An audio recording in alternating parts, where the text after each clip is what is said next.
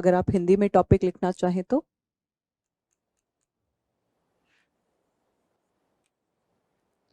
गोलीय निर्देशांकों में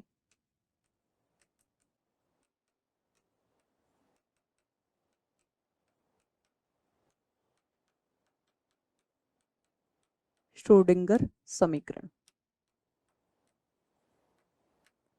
इसके लिए आपको पहले तो नॉर्मल कोऑर्डिनेट्स के अंदर क्या पता होना चाहिए या कार्टेशियन कोऑर्डिनेट्स के अंदर श्रोडिंगर इक्वेशन के बारे में पता होना चाहिए। तो पिछली 3 यूनिट से हम लोग श्रोडिंगर इक्वेशन के बारे में ही पढ़ रहे हैं, तो अब तो हमको याद हो जानी चाहिए क्या होती है Schrodinger equation.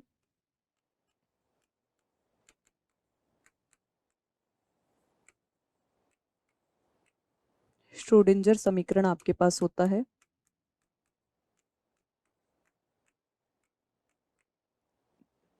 Del square psi r, vector लगाना चाहो लगा सकते हो, plus 2m over h cross square e minus v psi r is equals to 0। ये आपके पास श्रोडिंगर इक्वेशन होती है। अब इस श्रोडिंगर इक्वेशन के अंदर आपके काइनेटिक और पोटेंशियल एनर्जी दोनों होते हैं। ऊर्जा के फलन जो होते हैं वो गतिज ऊर्जा में भी आते हैं और स्थितिज ऊर्जा में भी आते हैं, लेकिन ये केवल आर के फंक्शन है, केवल आर के फलन है। अब अगर आप इसको स्फेरिकल कोऑर्डिनेट्स में रिप्रेजेंट करना चाहते हैं, जो आपके गोलीय निर्देश तंत्र है उनमें दर्शाना चाहते हैं, तो पहले एक कोऑर्डिनेट सिस्टम बनाते हैं। ये x कोऑर्डिनेट, ये y कोऑर्डिनेट और ये z कोऑर्डिनेट। यहाँ पर आपने एक पॉइंट P लिया है, तो स्फेरिकल कोऑर्डिनेट्स में ये डिस्टेंस तो होगी r, ये जो एंगल बन रहा है ये होगा थीटा, और यहाँ अगर मैं कोई प्लेन ड्रॉ करती हूँ तो ये एंगल कितना हो जाएगा फाई। यानी स्फेरिकल कोऑर्डिनेट्स कौन कौन से हो जाएंगे, गोलीय निर्देश तंत्र के निर्देशांक कौन कौन से हो जाएंगे। स्फेरिकल कोऑर्डिनेट या गोलीय निर्देशांक ये आपके पास होते हैं आर, थीटा और फाई। यानी जहां आप कार्टेशियन कोऑर्डिनेट में एक्स वाई जेड पढ़ते हैं, आपको किसमें जो स्फेरिकल कोऑर्डिनेट्स हैं उसमें क्या पढ़ना पड़ेगा, आर, थीटा और फाई। इसके बाद आपको क्या करना है, इसके बाद आपको एक बेसिक चीज करनी है कि आप यहाँ पर क्या कीजिए, एक प्लेन ड्रॉ कीजिए। ये प्लेन आपने बना लिया, तो ये एक्स होता है, ये वाई होता है, और जेड आपका कहाँ चल रहा है, ऊपर की तरफ चल रहा है। आपके पास कोऑर्डिनेट्स क्या क्या हो गए, एक्स वाई जेड की जगह आर, थीटा और फाई। ये जो आपके पास में कोऑर्डिनेट्स आए हैं इनकी एक वैल्यू होती है, इनका एक मान होता है आर, थीटा और फाई की फॉर्म में। एक्स के लिए आपके पास वैल्यू होती है r sine theta cos phi, y के लिए r sine theta sine phi, z के लिए आर कॉस थीटा। तो इन स्फेरिकल कोऑर्डिनेट्स आपके पास में क्या आ जाएगा, एक्स वाई जेड की वैल्यू। एक्स होता है r sine theta cos phi, y होता है r sine theta sine phi, और z होता है आर कॉस थीटा। ये आपके स्फेरिकल कोऑर्डिनेट्स की वैल्यू होती है, गोलीय निर्देशांकों का मान होता है r sine theta cos phi, r sine theta sine phi और आर कॉस थीटा। ये स्फेरिकल कोऑर्डिनेट्स गोलीय निर्देशांकों का मान होता है, जो आपको क्या करना है, ध्यान रखना है। उसके बाद अगर आप क्या करना चाहें कि इसको रखना चाहें डेल स्क्वायर वाले फॉर्म में, तो कैसे रखेंगे, आपको ये पता होना चाहिए कि आपके पास में जो वैल्यू होती है किसकी, आपके पास में जो वैल्यू होती है एक्स वाई जेड की, उसको किस तरीके से सॉल्व करना है। अगर मैं डेल स्क्वायर साई लिख रही हूँ, इसका मतलब क्या होता है, del square psi over del x square plus del square psi over del y square plus del square psi over del z square. लेकिन यहाँ पर आप एक्स वाई जेड नहीं ले रहे हो, यहाँ पर आप क्या ले रहे हो, आर थीटा और फाई। तो ये आर थीटा फाई की फॉर्म में कैसे लिखेंगे इसको, आप इसको पूरे को सॉल्व करोगे, पहली बार डिफरेंशिएट करो, फिर दूसरी बार डिफरेंशिएट करो। ये पूरी प्रोसेस करने पर आपके पास आता है 1/r² del over del r, r square del over del r plus 1/r² sine theta del over del theta. फिर आपके पास कितना आ जाता है, 1/r² sine square theta del square over del phi square. तो वो मैं लिख देती हूँ, ये वैल्यू आती है 1/r² del over del r, r square del over del r, फिर आता है plus 1/r² sine theta del over del theta sine theta del over del theta, और प्लस में आता है 1/r² sine square theta del square over del phi square. ये आपके पास में किसकी वैल्यू आ जाती है, स्फेरिकल कोऑर्डिनेट्स में डेल स्क्वायर ऑपरेटर की। ये आपको ध्यान भी रखनी है। जो गोलीय निर्देशांक होते हैं, गोलीय निर्देश तंत्र होता है, उसमें अगर आपको क्या करना है, उसमें अगर आपको वैल्यू निकालनी है, उसमें अगर आपको मान निकालना है किसका, डेल स्क्वायर का, तो ये मान आपके पास में आ जाता है 1/r² del over del r r square del by del r plus 1/r² sine theta del by del theta sine theta del by del theta और plus 1/r² sine square theta del square over del phi square. अब हमें पता है L जो आपका angular momentum होता है, कोणीय संवेग होता है, वो कितना होता है, सिंस एंगुलर मोमेंटम ऑपरेटर कोणीय संवेग का संकारक कितना होता है आपके पास में,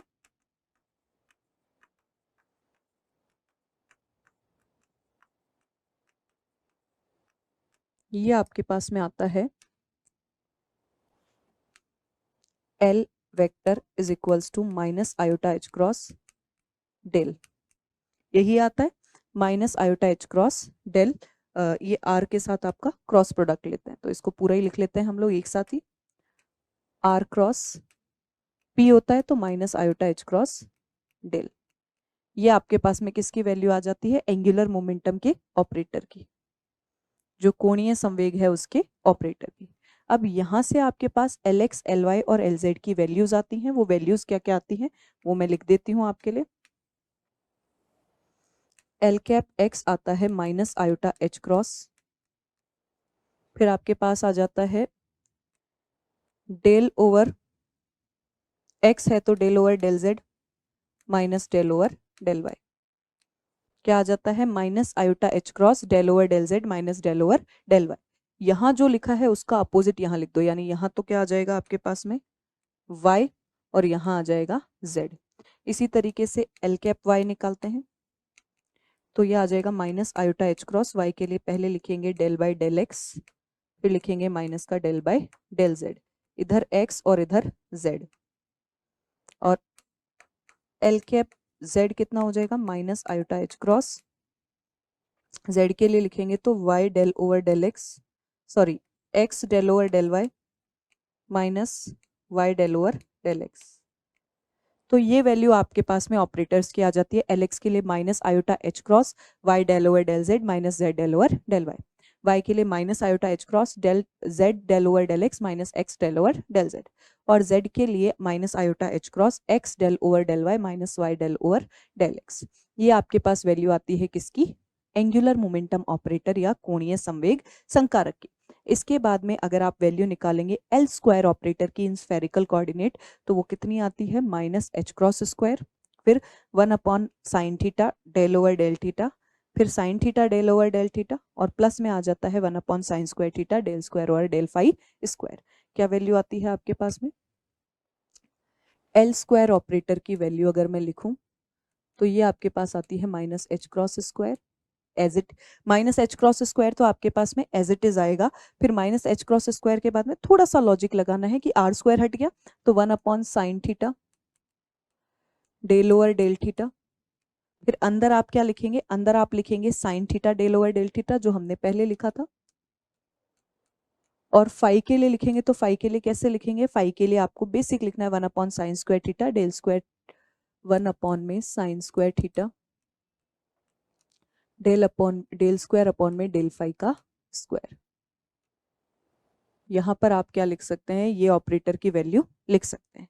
फिर यहाँ से आपका जो श्रोडिंजर इक्वेशन बनेगा, श्रोडिंजर समीकरण बनेगा, वो क्या बन जाएगा, यहाँ से आपकी जो श्रोडिंजर इक्वेशन बनती है या श्रोडिंजर समीकरण बनता है उसकी वैल्यू क्या हो जाती है, आपकी चेंज हो जाती है। और उसकी वैल्यू कैसे चेंज होती है इसके बारे में हम लोग बात करेंगे। अगर आप श्रोडिंजर इक्वेशन की वैल्यू चेंज करवाते हो, श्रोडिंजर समीकरण का मान चेंज करवाते हो, तो आपके पास क्या वैल्यू आएगी, इसके बारे में बात करते हैं। आप इसको स्फेरिकल कोऑर्डिनेट्स में लिखिए, आप इसको गोलीय निर्देशांकों में लिखिए। स्फेरिकल कोऑर्डिनेट्स या गोलीय निर्देशांकों में अगर आप इसकी वैल्यू लिखते हैं तो स्फेरिकल कोऑर्डिनेट्स में ये आर थीटा फाई की फॉर्म में आएगी, या गोलीय निर्देशांकों में ये आर थीटा फाई की फॉर्म में आएगी। यानी आपने जो डेल स्क्वायर की वैल्यू निकाली, आपने जो आर स्क्वायर साइन थीटा की वैल्यू निकाली, वो सारी वैल्यूज आपको यहाँ पुट करनी पड़ेगी। यानी अभी तक जो 3 यूनिट्स के अंदर आप क्या कर रहे थे, 3 यूनिट्स के अंदर अगर आप क्या कर रहे थे, जो श्रोडिंजर इक्वेशन थी उसको एक्स वाई जेड की फॉर्म में लिख रहे थे। यहाँ एक्स वाई जेड की फॉर्म में नहीं लिख के हम उसको किस फॉर्म में लिखेंगे, आर थीटा और फाई की फॉर्म में। तो आपके पास इक्वेशन क्या आ जाएगी, डेल स्क्वायर साई था तो डेल स्क्वायर की वैल्यू क्या आ जाएगी, आपके पास आ गई थी value 1/r², del over del r, फिर sine theta del over del r, फिर प्लस में 1/r² साइन थीटा। ये यहाँ पर आप थोड़ा सा इसको करेक्ट करेंगे, आप इसको थोड़ा सा करेक्ट करेंगे। आपने स्फेरिकल कोऑर्डिनेट्स की वैल्यू क्या रखी थी, आपने स्फेरिकल कोऑर्डिनेट्स की वैल्यू रखी थी 1/r² del over del r, r² del over del r, साथ में आ जाएगा plus 1/r² sine theta del over del theta, और इधर आ जाएगा आपके पास में क्या, इधर आ जाएगा आपके पास में sine theta del over del theta, और प्लस में आपके पास क्या आ जाएगा 1/r² sine square theta del square over del phi square. यहाँ पर साई में आर की जगह साई आर थीटा फाई आ जाएगा। ये तो डेल स्क्वायर साई की वैल्यू हो गई, फिर माइनस में ई माइनस वी और साई आर थीटा फाई। ये वैल्यू आपके पास आ जाएगी Schrödinger equation in spherical coordinate system. Schrödinger समीकरण आ जाएगा आपका गोलीय निर्देशांक तंत्र में। ये वैल्यू आपको क्या करनी है, इसकी वैल्यू आपको याद रखनी है। इसको 2m/h² से मल्टीप्लाई और करवा लेना, 2m/h² e minus v psi r theta phi. तो ये आपके पास स्फेरिकल कोऑर्डिनेट्स में क्या हो जाएगी, गोलीय निर्देशांकों में क्या हो जाएगी, वैल्यू हो जाएगी किसकी, वैल्यू हो जाएगी आपके पास में स्फेरिकल कोऑर्डिनेट्स के अंदर जो श्रोडिंजर इक्वेशन है उसकी।